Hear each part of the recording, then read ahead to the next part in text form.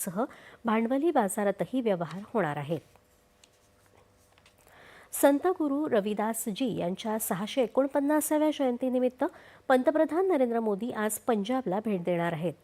संत गुरु रविदासजी यांच्या सन्मानार्थ पंतप्रधानांच्या हस्ते आदमपूर विमानतळाचं श्री गुरु रविदासजी विमानतळ आदमपूर असं नामकरण करण्यात येणार आहे.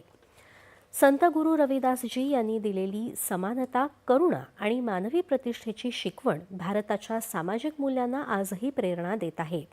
यानंतर पंतप्रधान लुधियानामध्ये हलवारा विमानतळ इथल्या टर्मिनस इमारतीचंही उद्घाटन करतील. पंजाबमधल्या विमान वाहतूक पायाभूत सुविधांना आणखी चालना दिली जात असून पंतप्रधानांच्या हस्ते उद्घाटन होणारी हलवारा विमानतळाची टर्मिनल इमारत राज्यासाठी एक नवे प्रवेशद्वार ठरेल.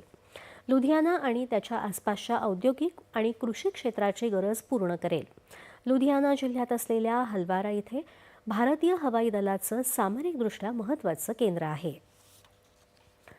भारत अरब राष्ट्रे यांच्यातल्या परराष्ट्र मंत्र्यांच्या परिषदेसाठी